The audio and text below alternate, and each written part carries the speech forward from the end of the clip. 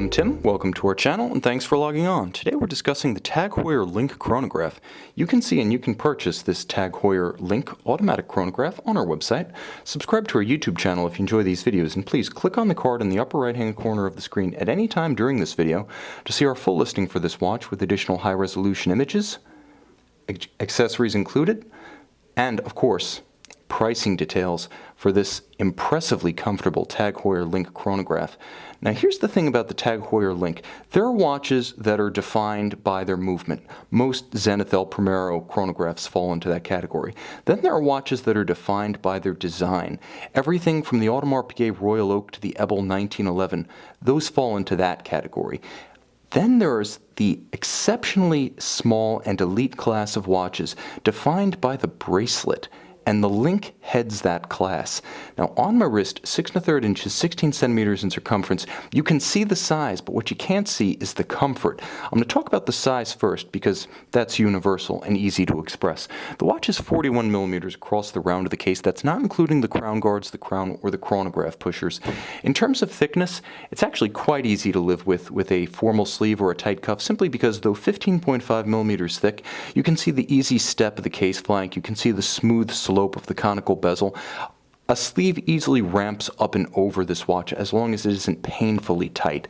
Now from lug to lug, the watch is reasonably compact.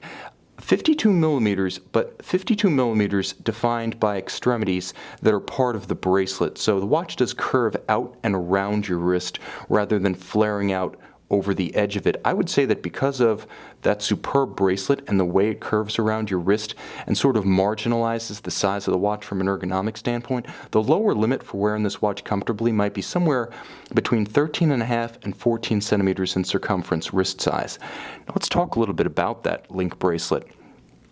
The bracelet design has its origins in the late 1980s, and the name Link associated with the bracelet has its origins in the late 1990s, but it's been a long-time fixture in the Tag Heuer catalog, and it's an important watch because, again, it's discussed price notwithstanding, that is, price no object. The Link is repeatedly brought up in discussions of the most comfortable watch and bracelet combination available on the market.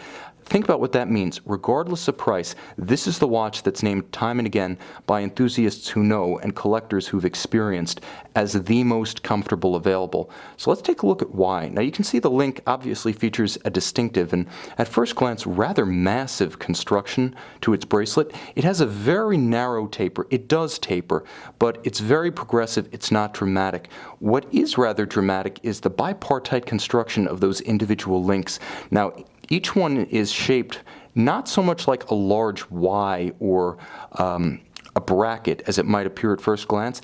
It's actually a two-part link. Each link is more of a lightning bolt. When you look at it from this angle, you can see that lightning bolt slash on each side, and they're joined at the center to create the bracelet. So there's a pronounced, I would say a pronounced protrusion of one link into the other. Rather than having rectangular or square links, these are shaped more like arches and constructed in a very complex fashion. Now one of the side effects, in addition to the comfort, is that this bracelet feels more substantial than almost anything else in the Tag Heuer catalog, past or present. It's very impressive in terms of substance, and it vies with bracelets in terms of the impression on the wrist and in the hand that cost multiples of what this one does. When closed, very secure with a very low profile buckle. It features twin triggers for easy release, but also for positive disengagement, such that you must depress the triggers to open it. It cannot simply pop open. It's not friction fit. Now you can see inside effectively a Valjoux 7750. Now this is what Tag Heuer calls its caliber 16, but you can see unidirectional automatic winding. You can see the familiar winding system reduction gears regulator of a Valjoux 7750. Now in this case, you're talking about auto unidirectional winding, very efficient, 42 hours power reserve.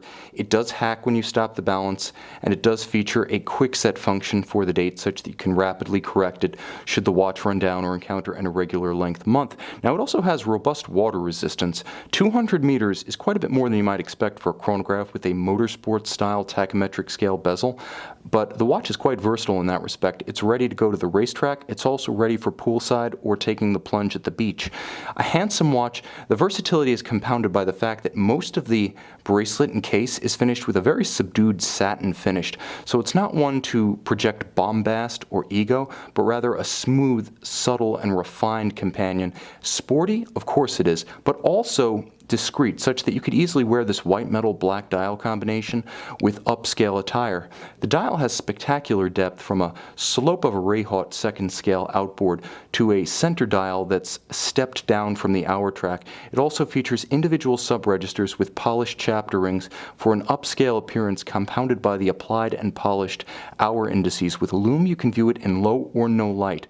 Again, a very versatile watch, ready for anything, and thanks to this extraordinary and enduring bracelet, one of the most comfortable available. You can see and you can purchase this Tag Heuer Link Chronograph on our website.